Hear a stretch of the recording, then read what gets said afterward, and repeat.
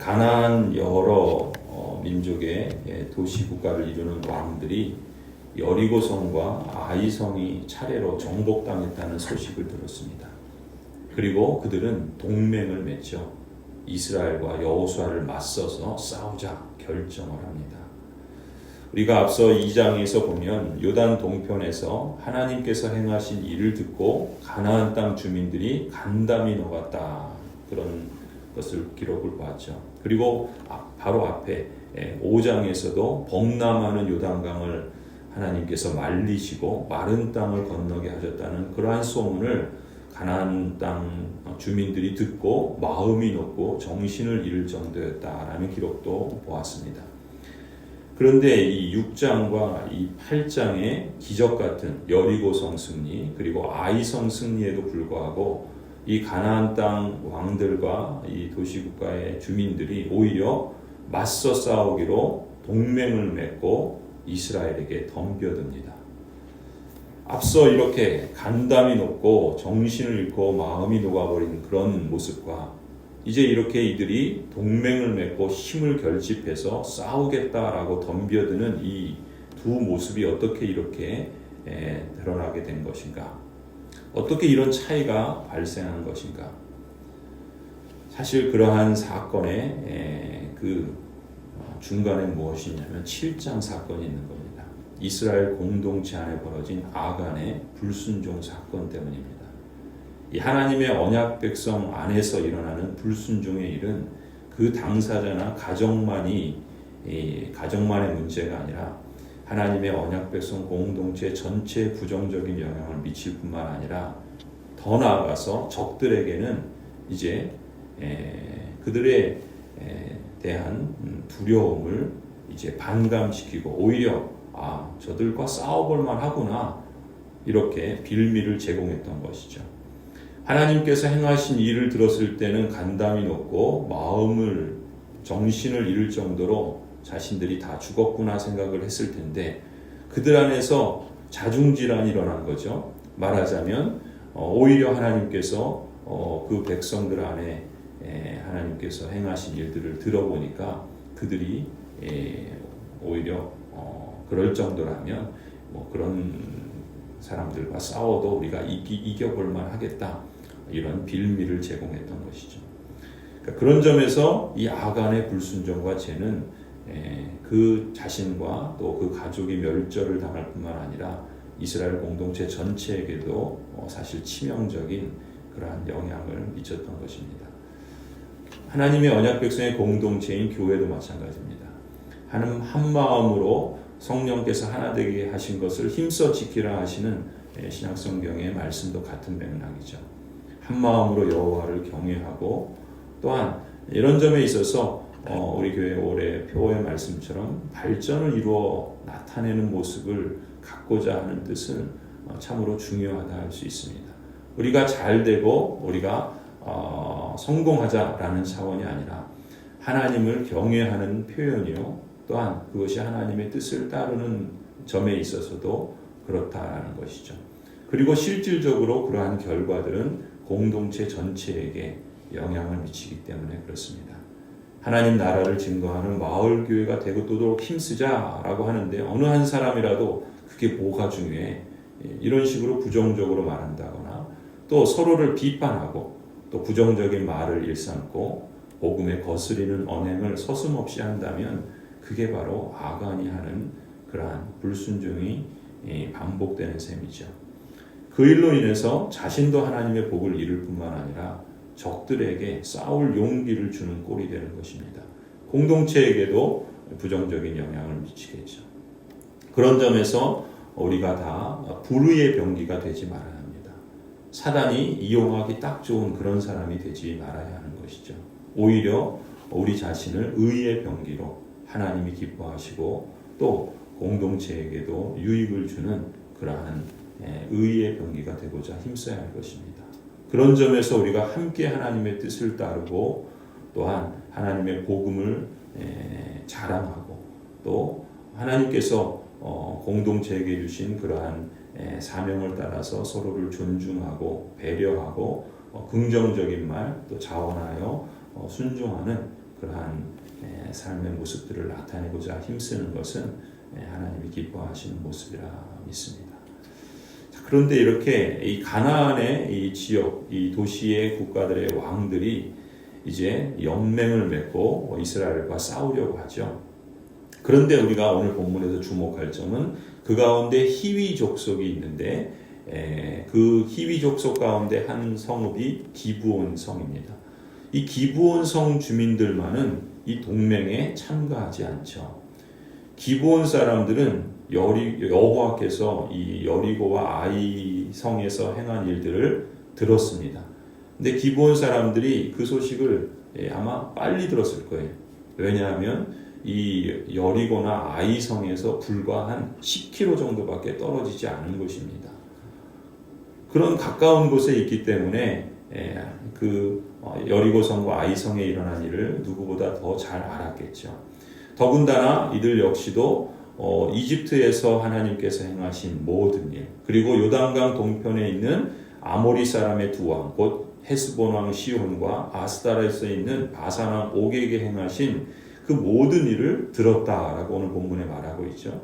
여호와께서 이 땅의 모든 주민을 멸하라 하신 말씀을 듣고 이들 역시 목숨을 잃을까 두려워했다라는 것을 우리는 후에 또한 여호수아서 9장에서나 또 신명기에서 또 우리가 더 그 사실을 알 수 있습니다.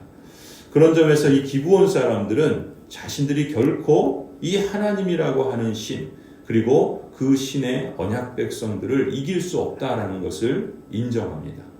그래서 어떤 결정과 선택을 하느냐? 차라리 그들에게 속임수를 써서라도 이스라엘과 어떻게 해서든 평화조약을 맺어야 된다라는 이러한 쪽을 선택하죠. 기브온 사람들은 자신들의 정체를 숨기고 마치 먼 나라에서 온 것처럼 꾸미죠. 그리고 이스라엘과 조약을 맺기 위해서, 평화조약을 맺기 위해서 이제 옵니다. 14절에 보니까 이스라엘 사람들은 여호수아를 위시해서 그 직분자들이 어떻게 해야 할지를 여호와께 묻지 않습니다. 그리고 기브온 사람들이 가져온 양식을 취하죠.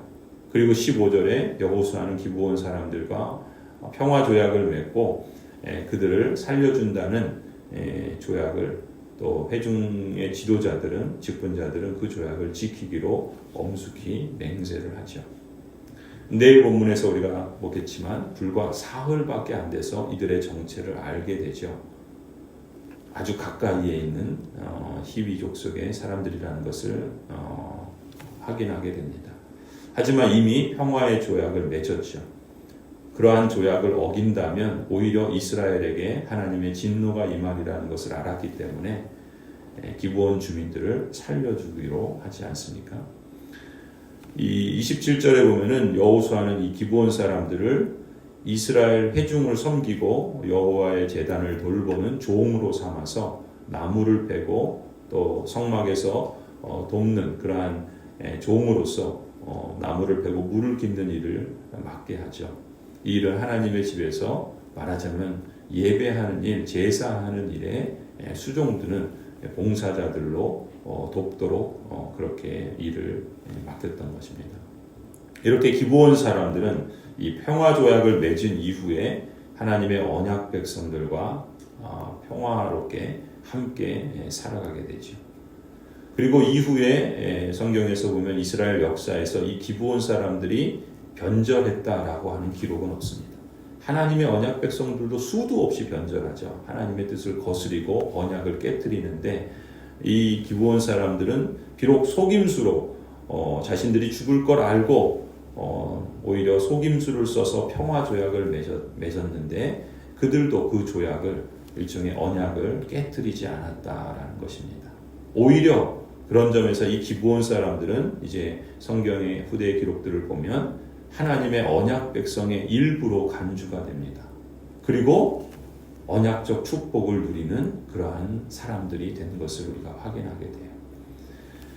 기브온 사람들은 속임수로, 거짓말로 여호수아를 속이긴 했지만 하나님께서 행하신 일들을 들었고, 그리고 이제까지 자신들이 따르던 그 우상이 아니라 라합처럼 하나님을 택합니다.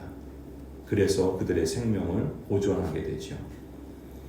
여러분 죽음의 길인 줄 알면서도 계속 다른 가나안 도시국가의 사람들처럼 대항하는 사람이 지혜로운 사람이겠습니까? 아니면 심판이 앞에 있다는 것을 알고 심판을 면하고 구원받기 위해서라면 속임수를 써서라도, 아니 종이 되어서라도 하나님과 평화 조약을 맺고 또 하나님의 언약 백성이 되고 또 그 가운데 하나님을 섬기기로 한 사람이 지혜로운 사람이겠습니까? 오늘 본문을 볼 때 우리는 이 하나님의 말씀이 윤리적 판단을 내리고 이들을 정죄하는 것에 초점이 있는 게 아니라는 것을 주목해야 합니다.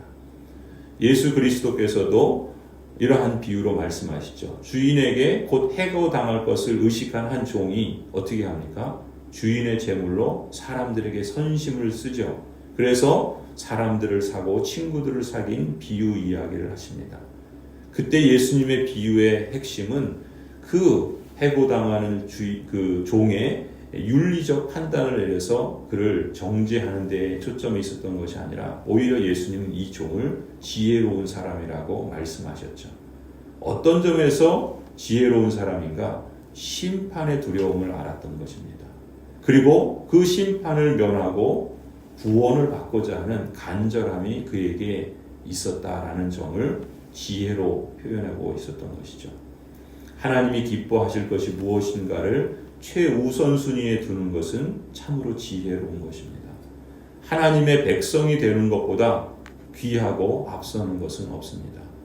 비록 처음에는 언약 밖에 있었던 사람들이라 할지라도 라합처럼 기브온 사람들처럼 하나님을 경외하고 두려워할 줄 알며 또한 그 말씀을 듣고 믿고 받아들이며 하나님의 언약 백성의 언저리에라도 있어서 그 생명을 보존하기를 원하는 사람들, 이처럼 하나님을 가까이 하는 사람들이라고 한다면 하나님께서는 이방인이라 할지라도 언약 백성으로 삼아주시고 그들에게 복을 주시는 은혜로우시고 자비로우신 하나님이신 것을 여러분 믿으시기 바랍니다.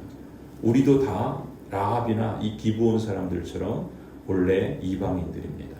하나님의 이 언약과는 상관없던 사람들인데 하나님께서 긍휼과 자비를 베풀어 주셔서 창세전에 우리를 택하셨고 또 예수 그리스도를 통해서 성령의 역사함으로 우리를 하나님의 언약 백성 삼아주신 거 아니겠습니까? 성도 여러분, 여러분이 하나님의 언약 백성이 되었다는 사실이 얼마나 감격스럽고 영광스러운 일인지 우리에게 감사가 있고 그 감격이 있습니까? 또 그것을 우리가 간직하고 또 지키고 있습니까? 우리가 그렇게 되기를 사모합니다. 여호와를 기뻐하는 것이 우리의 능력이요 복의 근원인 줄을 믿습니다. 또 하나 우리가 이 본문에서 주목해야 할 점이 있죠. 14절 말씀입니다. 이 무리들이 여호수아와 이스라엘의 직분자들이 이 기브온 사람들의 양식을 취하고 어떻게 합니까? 어떻게 할지를 여호와께 묻지 않았다. 성경은 기록하고 있어요. 그러니까 여호수아가 그들과 화친해서 그들을 살리리라는 평화 조약을 맺고 또 이스라엘 그 족장들, 지도자들, 직분자들이 그들에게 그렇게 하기로 맹세를 하지 않습니까? 8절에 보면은 여호수아는 그들에게 묻죠. 너희가 누구고 어디에서 왔느냐. 반면에 14절에 이스라엘 지도자들과 여호수아는 여호와께 묻지 않았다. 그리고 그들과 화친하였다라고 기록합니다. 기브온 사람들의 입장이 아니라 지금 이 여호수아와 이스라엘의 직분자들의 입장, 하나님의 그 말씀의 기준으로 볼 때 이 여호수아와 지도자들은 이 사람들이 누구인지 어디서 왔는지 사람에게 묻고 이야기는 들었다면 마땅히 하나님께도 물었어야 하지 않았겠습니까? 묻지 않았다는 것을 성경이 기록하는 것은 그 점을 지금 지목하고 있는 것이죠. 또 이들을 어떻게 할지도 하나님께 여쭤보아야 했을 것입니다. 사람들은 하나님께 묻는 일을 아주 쉬운 일로 생각하기도 합니다. 하나님께 묻는 일은 결코 쉽지 않은 것이죠. 일이 닥치면 우리는 기도보다 하나님께 묻는 것보다 우리 몸으로 반응하고 행동하는 일이 더 먼저이기 일쑤입니다. 묻는 일조차 하나님이 아니라 사람에게 먼저 묻기가 사실 우리는 다 쉽습니다. 저도 그렇고 우리 장로님들도 그렇고 우리 권사님들 또 안수집사님들 직분자들도 마찬가지이고 또 성도들도 그렇게 하기가 너무나 쉽습니다. 사람의 말을 듣고 상황을 판단하는 일에 너무나 익숙하죠. 그래서 어떤 사람의 말을 듣느냐, 누구의 편에 서느냐 하는 것은 너무나도 결정적인 역할을 하게 됩니다. 우리 몸은 우리 자신과 사람을 하나님보다 더 의존하는 것에 길들여져 있기 때문에 그렇습니다. 신앙생활은 영적인 싸움의 연속이라고 우리는 믿죠. 악한 사단은 언제나 속임수를 써서 우리를 넘어뜨리려고 합니다. 목사인 저를 그렇게 넘어뜨리려고 할 것이고 장로님들과 또 다른 직분자들도 그런 식으로 넘어뜨리려고 할 것입니다. 이것저것 꼼꼼히 다 확인해 볼지라도 하나님의 말씀을 듣지 않고 묻지 않고 행한다면 때때로 거짓에 속기 마련입니다. 그래서 습관이 영성인 것입니다. 묻는 습관, 그게 기도이죠. 듣는 습관, 그게 말씀입니다. 묻는 습관과 듣는 습관을 키우는 것이 교회의 모든 직분자들이 갖춰야 할 첫 번째 자질인 것이죠. 영적인 분별력은 열심을 가진다고 커지는 것이 아닙니다. 기도와 말씀을 반복해서 거기서 발전하는 모습을 나타내어야 할 것입니다. 우리는 크고 작은 사안들에 대해서 하나님의 말씀을 따르려는 자세, 기도로 주님의 뜻을 구하는 자세를 반복해야 합니다. 내가 고민하고 있는 문제가 무엇인가요? 그것에 대해서 하나님의 말씀이 뭐라고 대답하나요? 여러분, 우리 자신의 판단력에만 움직이지 말고 진지하게 말씀을 듣고 기도하며 하나님께 물으며 결정하시기를 바랍니다. 저 또한 그렇습니다. 우리 교회의 모든 일꾼들이 또한 그래야 할 줄로 믿습니다. 이러한 방식으로 우리가 진행해 가야 할 줄로 믿습니다. 나를 존중히 여기는 자를 내가 존중히 여기고 나를 멸시하는 자를 내가 경멸하겠다 하는 것이 하나님이십니다. 하나님은 말씀하신 것을 시건치 않으시는 분이시죠. 우리가 다 개인으로서나 또한 교회 공동체로서 매사에 하나님을 존중히 여기는 마음 자세와 그러한 말과 그러한 행동과 그러한 삶의 선택들을 계속해서 이루어갈 수 있기를 소원합니다. 그것이 성도의 본분이요 하나님을 영화롭게 하는 길이요 우리 공동체가 또 발전하는 그러한 길이라 믿습니다. 기도하시겠습니다.